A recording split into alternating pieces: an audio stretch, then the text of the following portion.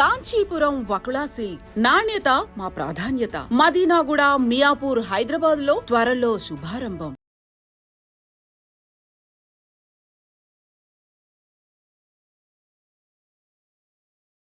స్వామీజీ ఇలా అంటే ముందే ఏదైనా జరగబోతుంది అంటే ఇప్పుడు ఆ మాతాజీ గారు చెప్పినట్టు కొన్ని చెప్తూ ఉంటారు. నిజంగా జరిగినవి కూడా చూస్తుంటాము. మళ్ళీ అలాంటిది ఒక బ్యాక్టీరియా రాబోతుంది అని కొంతమంది చెప్తున్నారు. లేదు అంటే రకరకాల ప్రళయాలు రాబోతున్నాయి అని చెప్పి మొన్న రీసెంట్‌గా అక్కడ జల ప్రళయాలు జరిగాయి కదా! అలాంటివి కేరళ సైడ్. అలాంటివి మళ్ళీ మన దగ్గర కూడా వచ్చే అవకాశాలు ఉన్నాయని చెప్పి చాలా ప్రాణ నష్టం కూడా జరుగుతుందని చెప్పి కొంతమంది చెప్పారు ఆ మధ్య కాలంలో. మళ్ళీ అలాంటివి ఏమైనా రాబోతున్నాయంటారా? ఈ భారతదేశం చాలా గొప్పది. మనమందరం గర్వపడాలి. హ్మ్. ప్రపంచమంతా అతలాకుతలమైపోయిన భారతదేశానికి ఏమీ జరగదు. ఆ! కాలధర్మ సిద్ధాంతంలో మనము కొంత ఏగవలసి ఉంటే ఏమో అట్లా వచ్చిపోతాయి తప్పిస్తే హ్మ్. మనకు ఏ భయము లేదు. ఎందుకంటే మన దేవాలయ వ్యవస్థ అంత గట్టిది. హా! చూడండి, భవిష్యత్తులో ఒక 10-15 సంవత్సరాల్లో జరగబోతుంది ఇది. ఏంటంటే హ్మ్. ప్రపంచమంతా స్వేచ్ఛావాయువులు పీల్చుకోవడానికి భారతదేశానికి వలస రాక తప్పదు. హ్మ్. బుక్కెడు గాలి పీల్చుకొని వస్తాం ఇండియాకు పోయాను వస్తారు చూడండి. అవునా? ఆల్రెడీ స్టార్ట్ అయిపోయింది. హ్మ్. ఆల్రెడీ స్టార్ట్ అయిపోయింది. ఆ! ఈ భారతదేశం చాలా గొప్పది. హ్మ్. హ్మ్. అందులో మన హిందూయిజం చాలా గొప్పది. అవును. ఈ ధర్మాన్ని ఎందుకు కాపాడమంటున్నామంటే భావి తరాలకు మీరు కోట్లు గడించి ఇవ్వక్కర్లా, ధర్మాన్ని ఇవ్వండి చాలు. అంతే. ఎలా ఇవ్వాలి ధర్మాన్ని? ఆ! నీ పిల్లలకు చెప్పాలి, ఒరేయ్ హ్మ్. నువ్వు పుట్టుకతోనే ధర్మం నీ పక్కన పుట్టిందిరా. కారణం నువ్వు పుట్టుకతోనే పురుడు చేసినాం. పురుడు ఎక్కడి నుంచి వచ్చింది? సనాతన ధర్మం నుంచి వచ్చింది.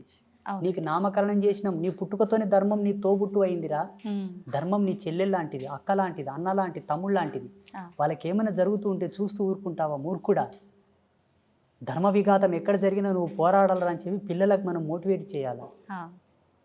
మళ్ళీ అంతే కదమ్మా, పుట్టినప్పటి నుంచి అవునండి. మనకు ధర్మంతోనే కదా అన్ని నేర్పి అవును. అవును. అక్షరాభ్యాసము, ఉపనయనము, హ్మ్. హ్మ్. యజ్ఞోపవీతము, అవును. ఇవన్నీ మనకు ధర్మంలోని భాగాలే కదమ్మా. అంతే. సంస్కృతి ఇచ్చింది మనకు, అవును. టెక్నాలజీ ఇవ్వలే. హ్మ్. టెక్నాలజీ మనం ఇచ్చిందా? లేదండి. మనం నిత్యం అనుభవించే వాటిల్లో ఇప్పుడు మీరు చెప్పినట్టుగా పుట్టుక నుంచి చావు వరకు ప్రతిదీ ధర్మంతో, సైన్స్‌తో కూడి ఉంది.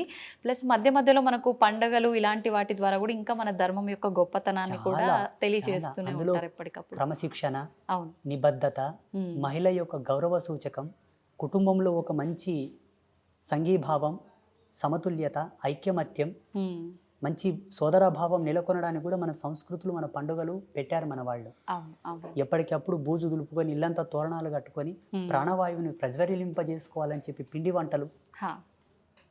ఆరోగ్యంలో కూడా పలు మార్పులు రావచ్చు అని చెప్పేసి ఆహార పదార్థాలు భోక్తవ్యం చేయడం ద్వారా హ్మ్. జెనెటిక్ రిఫార్మింగ్ కూడా నెగిటివ్ కాకుండా పాజిటివ్ ఉండడానికి హ్మ్. ప్రతిదీ పరమార్థం, ప్రతిదీ అద్భుతం, ప్రతిదీ ఒక అమోఘం మన దాంట్లో. ఏది కూడా వేస్టేజ్ లేదు మన సనాతన ధర్మంలో. అవును. అవును. మేధావులేమో ఇదంతా మూఢనమ్మకం అంటారు, పిచ్చి. హ్మ్. అవును. మూఢనమ్మకం అసలు దేవుడే వాళ్ళ లేడు. పిచ్చి, హ్మ్. వాళ్ళు ఇంకా ఎల్కేజీ స్టడీలో ఉన్నారు వాళ్ళు. ఆ! నా దృష్టిలో వాళ్ళు చిన్న పిల్ల. చిన్నపిల్లలు. నా దృష్టిలో, నా ఆ! భావనలో మూఢనమ్మకం అనడానికి సనాతన ధర్మంలో ఏమీ లేదమ్మా. నిమ్మకాయ తీసేసినా కూడా అది నమ్మకమే, ఒక విశ్వాసం. దాంట్లో విఘ్నత ఉన్నది, విజ్ఞానం ఉన్నది. హా! నిమ్మకాయలు తీసేయడం, గుమ్మడికాయలు దిష్టి తీయడంలో కూడా అవును. అవును. విజ్ఞాన ఫార్ములాస్ నేను చూపిస్తా. హ్మ్. రమ్మని నాతోనికి ఏ జన విజ్ఞాన వేదిక పెద్ద మనిషి వస్తాడు. హా! మీరు రీసెర్చ్ చేయలేదు దాని మీద. ఆ! ఇప్పుడు భగవంతుడు ఉన్నాడు అనంటే ఖచ్చితంగా దుష్ట శక్తులు కూడా ఉన్నాయని చెప్పి అంటుంటారు. ఉన్నట్టేనా అండి? లైవ్లో ఉన్నాయి, ఇప్పుడు మన పక్కలో కూడా ఉన్నాయి కొన్ని. అవునా? ఆ, మీకు కనిపిస్తాయా? మన కెమెరా పిక్సెల్ తక్కువ ఉంది, లేకపోతే రికార్డ్ అవుతుండే. హ్మ్. ఆ, ఓకే. ఒక టోనోమీటర్ తీసుకురావాల్సింది మీరు, దాని సౌండ్స్ మీరు వినేవాళ్ళు ఇప్పుడు. ఆ! ఆ. ఓకే. భయమేస్తుందండి. ఏం భయపడాల్సిన అవసరం లేదు. సాధువుని చూస్తే యమభటులే బెదురుకుంటారు. హ్మ్. అవేం చేస్తాయి మనల్ని? ఆ! మీరు అడిగారు కాబట్టి ఉన్నాయి, ఎప్పటికెప్పుడు ఉంటూ ఉంటాయి. ఆహా! భయపడాల్సిన అవసరం లేదు. ఓకే. ఒక సువాసిని హ్మ్. సాంప్రదాయకమైనటువంటి కుంకుమను ధరిస్తే భూత ప్రేతములు ఆమెకు దండం పెట్టి పోతాయట. ఆహా! సాంప్రదాయకమైన కుంకుమ అంటే ఇప్పుడు బల్కంపేట ఎల్లమ్మ ఉన్నది. అవునండి. అమ్మ పాదాల కాడి కుంకుమ నెలకో 2 నెలలకు వెళ్ళి ఇంట్లో స్టోర్ చేసుకోవాలి. హ్మ్. హ్మ్. మీరు డ్యూటీకి వెళ్ళేటప్పుడు ఇంత నష్టం తగిలించుకొని పోతే దిష్టి బారదు. హ్మ్. దిష్టి బారదు. ఇప్పుడు వాళ్ళే వివాహం అనుకోండి, మీ కాని మీద వాళ్ళు. కొంత మీరు మంచిగా అందంగా తయారై వస్తే కొంత ఏదో జలసీగా ఫీల్ అవును. అయిపోతుంటారు అవును. అనుకోండి. ఆ దిష్టి మీకు వారదు. ఆ కుంకుమలో ఉన్న ఎనర్జీ దాన్ని అక్కడనే పంపిస్తుంది. హ్మ్. నా భక్తురాలు అక్కడనే పో అంటది సీదా. ఆ! మన బదులు అమ్మవారే ఫైట్ ఆ, చేస్తారు. సాంప్రదాయకమైన తిలకధారణ అంటే ఇదే. కెమికల్తో కూడిన కుంకుమలు పెట్టుకుంటే రాదు మళ్ళా. ఆహా. భగవత్ ప్రసాదితమైనటువంటి భగవత్ ప్రాదాంకితమైనటువంటిది ఏది ధరించినను మనకు ఈ దయ్యాలతోటి దుష్ట శక్తులతో ఎటువంటి భయం లేదు. అయితే ఇప్పుడు మనం చేసుకున్న కర్మలను బట్టే మనం జన్మ తీసుకుంటాము. మనం చేసే మంచి చెడు పనులను బట్టే మనం పైన స్వర్గం నరకం వెళ్ళటం కానీ, మళ్ళీ ఒక జన్మ తీసుకొని వచ్చి ఇక్కడ అనుభవించే విధానం కానీ కూడా ఆధారపడి ఉంటుందంటారు కదా. అయితే ఇప్పుడు ఒక మనిషి జీవం కోల్పోయిన తర్వాత ఆత్మ వెళ్తే పైకి వెళ్ళి అక్కడ ఏదో ఒకటి అనుభవిస్తూ ఉండాలి, స్వర్గంలోనో నరకంలోనో. కానీ ఎందుకు ఇలా దుష్ట శక్తుల రూపంలో, ప్రేతాత్మల రూపంలో మన చుట్టుపక్కల ఇప్పుడు మీరు చెప్పినట్టుగా తిరుగుతున్నాయంటారు? కర్మ విపాకం చెందకపోవడం, కర్మ విముక్తి కలగకపోవడం, ఓకే. వాళ్ళు చేయవలసిన కొన్ని కర్మలు తీరక, వాళ్ళ కోరికలు తీరక.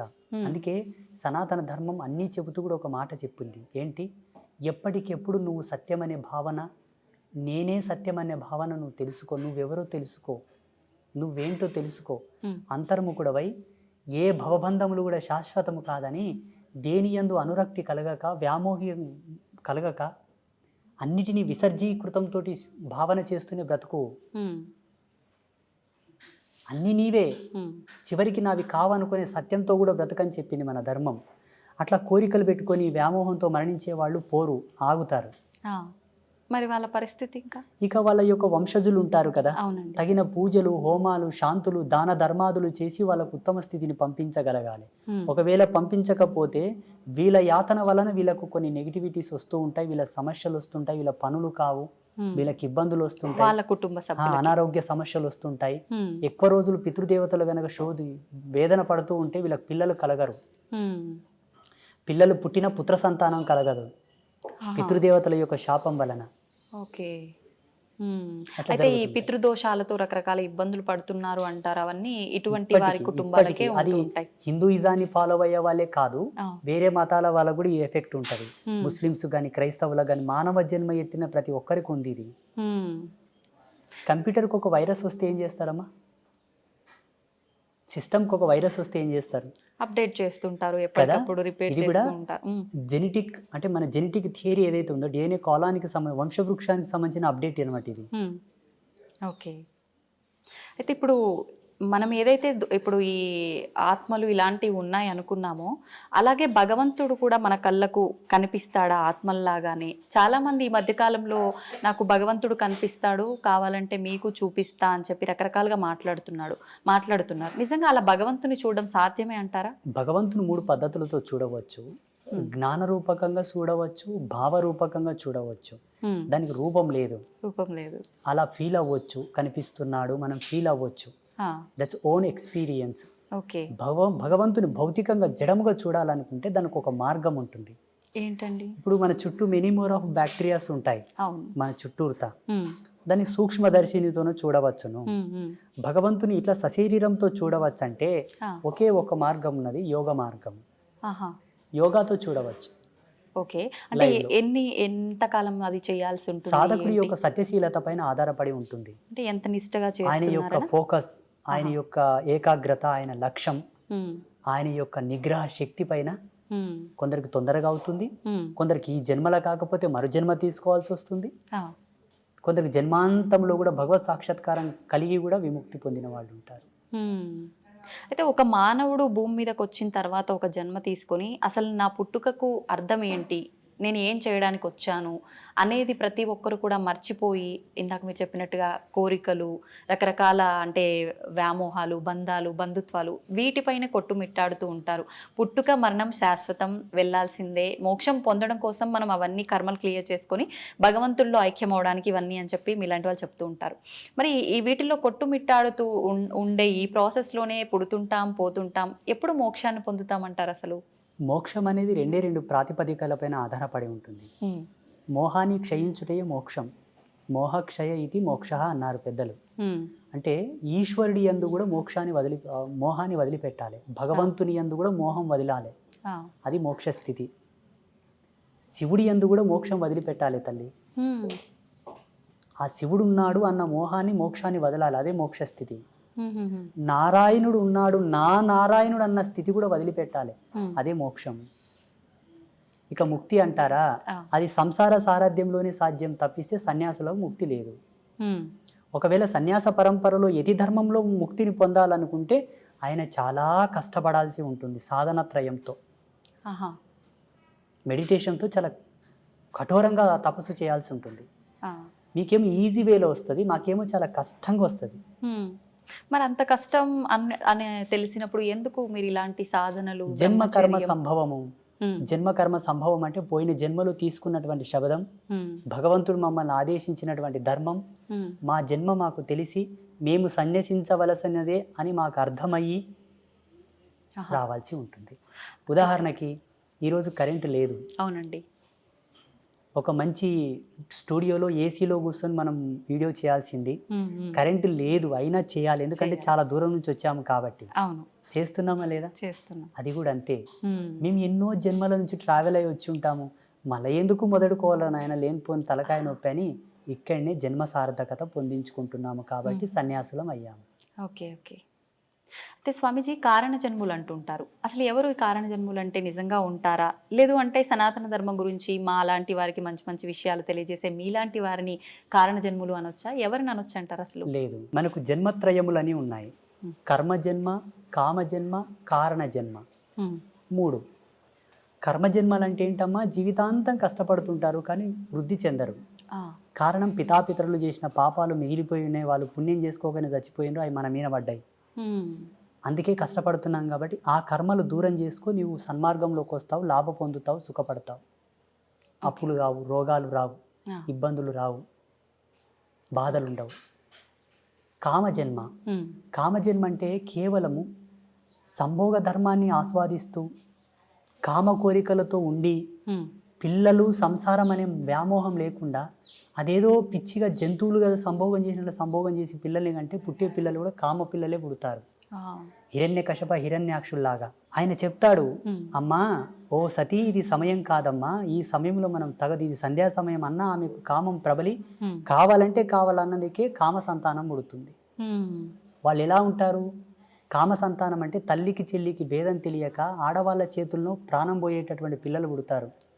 సమాజంలో జరుగుతుంది కదా. ఇప్పుడు ప్రియాంక రెడ్డి హత్య కేసులో 4 చచ్చిపోయారు కదా, ఆ జన్మలు దీని కిందికే వస్తాయి. కామ జన్మలన్నీ కూడా ఆడవాళ్ళని కూడా ఒక బొమ్మలాగానే చూసే కాన్సెప్ట్ తో పుడతారు. చిన్న చిన్న పిల్లల పైన కూడా వీళ్ళంతా ఈ కేటగిరీ కిందికే వస్తారు. ఇక కారణ జన్మ అంటారా? కారణ జన్మ కేటగిరీలో Narendra Modiji first person. And second, నేను ఈ మధ్యలో అనుకుంటున్న నా అనుభవం ప్రకారం ఎవరి వ్యక్తిగతం వాళ్ళ ఇష్టం, నా వ్యక్తిగతం నేను అనుకుంటున్నంత వరకు పవన్ కళ్యాణ్. ఓకే, మీకు వేరే విధంగా అర్థమై ఉండొచ్చు, 3 పెండ్లాలు ఇట్లా అట్లా సినిమా స్టారు రంగేసుకొని ఆటాడినోడు అట్లా ఇట్లా మీరు అనుకోవచ్చు. ఒక్క మెతుకు సార్లు తల్లి అన్నం అయ్యిందా లేదని చూడ్డానికి అన్నమంతా పిస్కా కర్లా. ఆయన కొన్ని మాటలు విన్నాను నేను పవన్ కళ్యాణ్వి, చాలా అద్భుతమైనటువంటి విజనరీ ఉన్న వ్యక్తి, సనాతన ధర్మం గురించి, హిందూయిజం గురించి. అటువంటి వ్యక్తి అవసరం ఇప్పుడు ప్రస్తుత కాలంలో. అటువంటి ఆలోచన దృక్పథం కలిగిన వాడు కారణజన్ముడే. సామాజికంగా కారణజన్ములు మోదీజీ, పవన్ కళ్యాణ్. ఆధ్యాత్మికంగా చెప్పవలసి వస్తే బ్రహ్మశ్రీ సామవేదం షణ్ముఖ శర్మ గారు, చాగంటి కోటేశ్వరరావు గారు, గరికపాటి నరసింహారావు గారు, వదిపర్తి పద్మాకర్ గారు, వీళ్ళు ఆధ్యాత్మికమైనటువంటి కారణజన్ములు.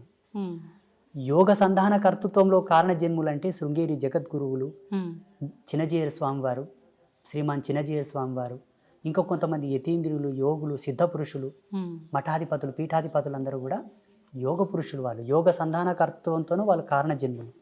వీళ్ళు భగవత్ సాన్నిధ్యానికి దగ్గరగా ఉన్నవాళ్ళు. వాళ్ళు శివైక్యం చెందిన తర్వాత ఈశ్వరునిలో లీనమయ్యేవాళ్ళు వీళ్ళందరూ. ఇది ఫైనల్ స్టేజ్ ఇన్ కారణ జన్మ. వీళ్ళందరూ మోక్షం పొందడం. ఇంకా వాళ్ళకు మోక్షము ముక్తి లేదమ్మా, చాలా ఫైనల్ స్టేజ్. వీటికన్నా పెద్ద స్టేజ్ లో ఉన్నారు వాళ్ళు. ఇట్లా 3 జన్మలు ఉన్నాయి మనకు. మీ గర్భవాసము నందు మీ కడుపులో కూడా ఇంతటి గొప్ప వాళ్ళు కారణ జన్ములు, పుణ్య జన్ములు పుట్టాలనుకుంటే తప్పకుండా సనాతన ధర్మాన్ని ఫాలోఅప్ చేయండి. సనాతన ధర్మంలో కూడా మెనీ మోర్ ఆఫ్ కన్ఫ్యూజన్స్ ఉన్నాయి, రకరకాల సాంప్రదాయాలు. ఏవి పాటించకండి, సదాచార సంపన్నులై విరాజిల్లండి. ఈ సదాచారం మనకి ఎక్కడ దొరుకుతుందమ్మా అంటే దేవీ భాగవతంలో దొరుకుతుంది. దేవీ భాగవతం భగవతి విరచితం. సాక్షాత్తు త్రిమూర్తులకే చెప్పినది అమ్మవారు. మీరు త్రిమూర్తులు సుప్రీం గాడ్స్ అని మీరు కొలుస్తున్నారు. అవునండి. త్రిమూర్తులకే జగదంబ గీతోపదేశం చేసినది. ఆ జగదంబ చేసినటువంటి గీతోపదేశమే శ్రీకృష్ణ పరమాత్మ వారు ఆ యొక్క గీతను అర్జునుడికి ఉపదేశించాడు. అవును. అది భగవతి గీత. భగవతి గీత, భగవతి చెప్పిన గీత భగవద్గీత. ఓకే, అర్థమవుతుందా? అర్థమైందండి. మీకు ఒక ఫోటో నేను పంపిస్తాను, దీని మీద స్క్రీన్ మీద స్క్రోల్ చేయండి. అలాగే. కృష్ణ పరమాత్మ జగదంబను చూపుతూ అర్జునునికి గీతోపదేశం చేస్తాడు. ఆ ఫోటో బయటికి రిలీజ్ చేయరు చాలా మంది, ఎందుకంటే పక్షపాతం. అక్కడ స్త్రీమూర్తి హైలైట్ అవుతుంది కదా. అవును అవును. వద్దు, మాకు అది వద్దు. దేవుళ్ళ విషయంలో కూడా పార్షియాలిటీస్. లేకపోతే ఇప్పటికీ ప్రతి సందర్భములో అవును అవును. యజ్ఞమూర్తి ఎవరు, మంత్రతంత్ర అధిష్టాన దేవత ఎవరు, వేదమాత ఎవరు? అమ్మవారి గుళ్ళకు శోభ లేదు తల్లి. దక్షిణ భారతదేశంలో ఉంది, ఎందుకంటే దక్షిణ భారతదేశంలో ఆధ్యాత్మికతకు స్వతంత్రత ఉన్నది కాబట్టి. ఉత్తర భారతదేశంలో ఉన్న శక్తిపీఠాలన్నీ వెలవెలబోతున్నాయి తల్లి. అది నా బాధ. సెంట్రల్ గవర్నమెంట్ గనక అధికారం ఇస్తే భారతదేశంలో శక్తిపీఠాలకు ఉండే వైభవం ఏ దేవాలయానికి ఉండదు. నేను కట్టించి చూపిస్తాను స్వచ్ఛందంగా. అమ్మవారి గుడి అంటేనే ఒక అద్వితీయమైనటువంటి అజరామరమైనటువంటి కళాఖండముల చేత విరాజిల్లేటట్టుగా నేను కట్టిస్తాను. కానీ ఉండాలి. పేరులోనే అర్థం ఉంది కదా, మన శక్తి పీఠం, అది భూమికి శక్తి. అవునండి. ఎర్త్ ఫిట్ లాగా పనిచేస్తుంది అది. మన భౌగోళికమైనటువంటి ఈ భూప్రపంచాన్ని కంట్రోల్ చేసేటువంటివి అవి. మళ్ళీ అమ్మవారు అందుకే నన్ను పుట్టించిందేమో అనుకుంటాను నేను. నా భావన, నా వ్యక్తిగతమైన భావన, మీ భావన కాదు, నా భావన. చూద్దామండి ఏమవుతుందో. మీరు అన్నట్టుగా ఆలోచించడం కాదు, ప్రతి ఒక్కరు మనసులో ఉన్నదే. ఆడవారిని కొంచెం చిన్న చూపుగా చూస్తుంటారు. ఎవరింట్లో వాళ్ళకే కొంచెం చిన్న చూపు ఉంటుంది. సమానంగా సంపాదించినా, సమానంగా గౌరవం ఇచ్చినా, ఏ రకంగా అయినా కూడా ఉంది. ఇప్పుడు మీరు చెప్పేదాన్ని బట్టి చూస్తే, అంటే ఈ పీఠాలు ఇవన్నీ అయితే మేము రీసెర్చ్ చెయ్యము, తిరిగి చూడం కాబట్టి, అంటే అమ్మవార్ల ఆలయాల పైన కూడా ఇంత వివక్ష ఉంది స్త్రీ అని ఉంది. మీరు ద్వాదశ జ్యోతిర్లింగాల దేవాలయాలు చూడండి, అవును, అష్టాదశ శక్తిపీఠాల దేవాలయాలు చూడండి, అవును, మీకు లైవ్లు ఇప్పుడే కనిపిస్తాయి కదా. పురుష దేవుళ్ళకు సంబంధించిన ఆలయ కాన్సెప్ట్ ని ప్రవచనకర్తలు అలా చెప్పారు. ప్రవచనకర్తలు చెప్పడం ద్వారా ఇప్పుడు జనాలది ఏం తప్పు లేదమ్మా. మాలాంటి వాళ్ళు ఏం చెప్తే అది వింటారు. మీరు ఇంతకుముందు అన్నారు కదా, ఎవరు వచ్చి ఏం చెప్తే అదే వింటారు గురూజీ జనాలు. మరి ఎటు పోవాలి జనాలు అన్నది మీరు అడిగారు, చూసారు, అది సత్యమే. అలా వెళ్ళిపోయారు. కానీ వేదాంత తర్క సంవాదం యొక్క మూలం చెప్పనా, మంత్రతంత్రాల యొక్క మూలం చెప్పనా, అమ్మను ఆశ్రయించిన వాడే ముక్తిని పొందగలడు. ఇది సత్యం. అందుకే కదా త్రిమూర్తులు ఆమె పాదాలు అక్కడ పడుతున్నారు. ఇప్పుడు చూడండి, ప్రపంచంలో ఎక్కువ శాతం పురుషులందరూ కూడా స్త్రీలలాగా మారుతున్నారు. స్త్రీలు పురుషుల్లాగా తక్కువ మారుతున్నారు. అవును అవునండి.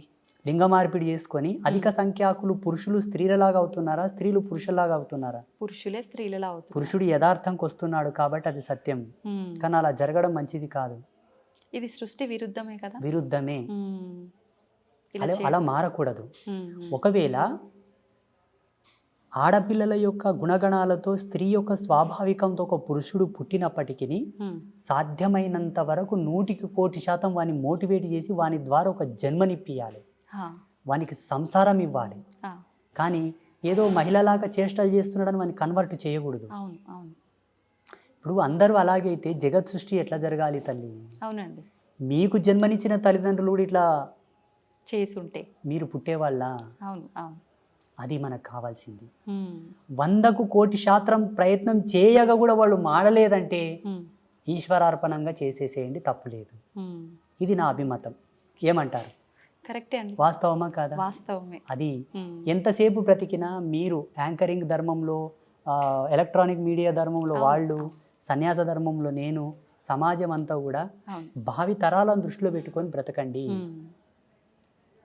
ఈనాడు మనం చేసింది రేపటి తరాలకు అది ఆచారం అవుతుంది. మా పెద్దలు చేసిండ్రా, మేము తీసేయం దీనిని అంటారు డైరెక్ట్. చేసేటప్పుడే ఆచితూచి చెయ్యండి. అంతే. ఇంకోటి, మన మీడియా ద్వారా అందరికి నేను ఒక రిక్వెస్ట్, చెప్పండి, ప్రకృతిని కాపాడండి ప్లీజ్. నిజంగా ఇది అందరికీ చాలా ముఖ్యం. ప్రకృతిని కాపాడండి. ప్రకృతిని కాపాడడంలో ఒక మంచి టిప్ చెప్తాను మీకు. మీ పిల్లల పుట్టినరోజులున్నా, మీ పుట్టినరోజులున్నా, మీ పెద్దల యొక్క తద్దినాలున్నా, దినకర్మలున్నా ఏదన్నా ఫ్రీ ప్లేస్ ఉంటే అది రోడ్డు పక్కన అక్కడిక్కడ కాకుండా ప్రతి ఒక్కరు ఒక 10 చెట్లను నాటండి. అవును. అవసరం ఉంటే తప్ప చెట్లు కొట్టొద్దు. అవసరం ఉంటే తప్ప కొండలు గుట్టలు పర్వతాల జోలికి వెళ్ళవద్దు. అవసరం ఉంటే తప్ప ఆనకట్టలు కట్టవద్దు. ఎక్కడికక్కడ నీళ్ళని ఫ్లో చేసి పెట్టకండి. విదేశాలలో ఉన్న ఆనకట్టలను కూల్చివేస్తున్నారు ఇప్పుడు. అవునండి. చెరువులను పూడ్చకండి. నదులని ఇబ్బంది పెట్టకండి, కలుషితం చేయకండి. నేచర్ మనకు సహజ సిద్ధంగా ఇచ్చినటువంటి అమృత తుల్యముడి వల్ల మనం పాడు చేసుకుంటే భావితరాల్లో బ్రతకలేము. ఆల్రెడీ ఇప్పటికే చాలా పొల్యూషన్ అయిపోయింది, ప్రకృతి చాలా పాడైపోయింది, దానివల్ల రకరకాల అనారోగ్య పరిస్థితులు కూడా ఏర్పడ్డాయి. ఒక దౌర్భాగ్యం చెప్పనా, నదులను దేవతలుగా పూజించే మన దేశంలో నదులన్నీ కలుషితమయ్యాయి. నది యొక్క విలువ తెలియని దేశంలో అయితే ప్యూర్ ఉన్నాయి, మళ్ళీ ఆ నీళ్లు తాగడానికి కూడా పనికిరావు. ఇది దౌర్భాగ్యం భారతదేశంలో. ఇలా కావడానికి కారణం ఏంటో తెలుసా, సనాతన ధర్మం ఇంకా కూడా స్వతంత్రతను పుంజుకోలేదు అనుకుంటాను నేను. సనాతన ధర్మానికి స్వేచ్ఛ లేదని అనుకుంటాను నేను. ఉండగలిగితే ఈ నదులెందుకు ఇట్లా కలుషితం అవుతాయి, ఆ దేవాలయాల మీద ఎందుకు దాడి జరుగుతుంది? అవునండి. జగదంబ నాకు ఒక అవకాశం ఏమని చెప్పండి, అమ్మవారిని. తప్పకుండా అండి, కోరుకుందాం అందరం. మీరు కోరండి, నేను అడిగితే ఇవ్వట్లేదు. అవునా? మీ అంతటి సాధువులు అడిగితేనే ఇవ్వలేదు, నేను అడిగితే ఇస్తుందంటారా? నీకెందుకురా వెళ్ళా, నువ్వు ఊక నాతో జపం చేసుకొని కూసరా అంటది అమ్మ. అవునా? బహుశా మీలాంటి వాళ్ళు అడిగితే ఇవ్వచ్చేమో. నాకు గనక అమ్మవారు అవకాశం ఇస్తే నేను ఏం చేస్తానో తెలియనా? చెప్పండి. గోవుని జాతీయ జంతువుగా ప్రకటిస్తాను. సెకండ్, ఈ భారతదేశంలో ఉండేటటువంటి సహజ వనరులు, జీవనదులు, పర్వతాలు, అరణ్యములనన్నిటినీ కూడా ధర్మమూర్తుల యొక్క ఆధీనంలో ఉండేటట్టుగా రాస్తాను. ఎందుకంటే ధర్మమూర్తులకంతా దూరదృష్టి కలిగి ఉంటుంది. నదుల్లో కలుషితాలు కలవనివ్వరు, చెట్లని కొండల్ని కొట్టనివ్వరు, ఆపుతారు. ఎందుకంటే పర్వతాలను పూజిస్తాం మనం, చెట్లను పూజిస్తాం మనం, నదులను పూజిస్తాం కాబట్టి వాటి జోలికి వెళ్ళనియరు. ప్రసిద్ధ పీఠాలు ఉన్నాయి, శృంగేరి జగద్గురువులు ఉన్నారు, పెద్ద పెద్ద పీఠాధిపతులు ఉన్నారు. ఆ ప్రదేశం అంతా కూడా వీరి ఆధీనంలో ఉంచేటట్టుగా నేను చట్టం తీసుకొస్తుంటే, దీన్ని అంతా నువ్వు కంట్రోల్ చేయాలని చెప్తుంటే. ఇప్పుడు మీరు చేసే ఈ సాధనలు వీటన్నిటి వల్ల ఈ మార్పులు సాధ్యం కావంటారా? ఖచ్చితంగా చట్టం చేతిలో ఉండాలంటారా? 100% సాధ్యం అవుతుంది. కాకపోతే సామాజికమైన మర్యాదలు కొన్ని ఉన్నాయి కాబట్టి. వెనకతలకు ఒక స్వామీజీ, నాలాంటి స్వామీజీ ఒక యజ్ఞం చేసి యజ్ఞశక్తిని ధారపోసాడు, లోక వినాశనం అవుగాక అని. అందులో వాళ్ళ శిష్యులు కూడా ఉన్నారు, వాళ్ళు కూడా పోయారు. అంత జ్ఞానం తెలిసిన ఆయన కూడా అక్కడ తప్పు. ఈ తపస్సులు, మంత్రబలము, మంత్ర ప్రయోగములు కూడా కొన్ని ధర్మాలతో చేయబడతాది కాబట్టి ఎలా చేద్దామన్నా అందులో అందరూ ఉంటారు. అది కదా వచ్చింది ముప్పు, ముందు వెనక ఆలోచించాల్సి అది అది అశ్వత్థామ కదా బ్రహ్మాస్త్రాన్ని ప్రయోగించాడు కానీ వెనక్కి తీసుకోవడం తెలియదు ఆయన. అట్లా ఎన్నో మూలాలు బతికే ఉన్నాడంటారు, ఇది నిజమేనా అండి? మీరు ఒకవేళ హిమాలయస్లో ఒక సిటీ ఉంది, ఒక ప్లేస్ ఉంది, అక్కడికి వెళ్తే ఆయనతో మీరు ఫోటో కూడా దిగవచ్చు, సెల్ఫీ. నిజమా? -60 degrees సెల్సియస్లో చలి ఉంటుంది అక్కడ, -60. మరి ఒకవేళ వెళ్తామంటే కెమెరామ్యాన్ మీరు వెళ్ళండి. అది ఎలా సాధ్యపడుతుంది అంటారు? గడ్డగట్టి పోము అక్కడే అడుగు పెట్టిన దగ్గరే. లేరు అనడానికి అవకాశం లేదు. సప్త ఋషులు ఉన్నారు, యోగ పురుషులు, సిద్ధ పురుషులు, మహావతార్ బాబాజీ కూడా ఉన్నారు ఇప్పటికీ. చాలా మంది యతీంద్రియులు, సిద్ధ పురుషులు ఉన్నారు. లేరు అని మీరు కొట్టిపాడేయకూడదు, ఎందుకంటే మీకు అనుభవం లేదు, మీరు చూడలేదు. మేము చూసాము కాబట్టి ఉన్నారని చెప్తున్నాము. వాళ్ళని ఇక్కడికి తీసుకొస్తామంటే తీసుకొస్తాము. ఈ యొక్క తపోజ్వాలకు తట్టుకొని ఉండే శక్తి ఈ మానవాళికి లేదు. పిట్టలు రాలిపోయినట్టు రాలిపోతుంటారు వాళ్ళు వస్తూ ఉంటే. అది సత్యం. అంతటి ఎనర్జీ ఉంటుంది వాళ్ళ స్పిరిచువల్ ఎనర్జీ. సంతోషం అండి, చాలా మంచి మంచి విషయాలు అయితే మా అందరికీ తెలియజేశారు. మరొక మంచి ఎపిసోడ్లో ఇంకా కొన్ని విషయాలు మీతో మాట్లాడాలని ఆశిస్తున్నాను. ధన్యవాదాలండి. ఐ డ్రీమ్ మీడియా ప్రేక్షకులకు అందరికీ ఒక సన్యాసిగా, ఒక బ్రహ్మచారిగా మా యొక్క ఆశీస్సులు. ధర్మం పట్ల నిలబడండి, ధర్మాన్ని కాపాడండి. ధర్మం తల్లి వంటిది. మన తల్లి మనకెంతో ముఖ్యమో ధర్మం అంతే ముఖ్యం. ధర్మం అంటే హిందూయిజం కాదండి, ప్రకృతి. ప్రకృతి మానవాళికి ఉపయుక్తమైనటువంటి ఆచారం, రూల్స్, వీటన్నిటిని కాపాడితే భావితరాలకు మనం ఇచ్చిన వాళ్ళం అవుతాం. దయచేసి మా మొరను ఆలకించండి. లోకా సమస్త సుఖినో భవంతు. శుభం భవతు.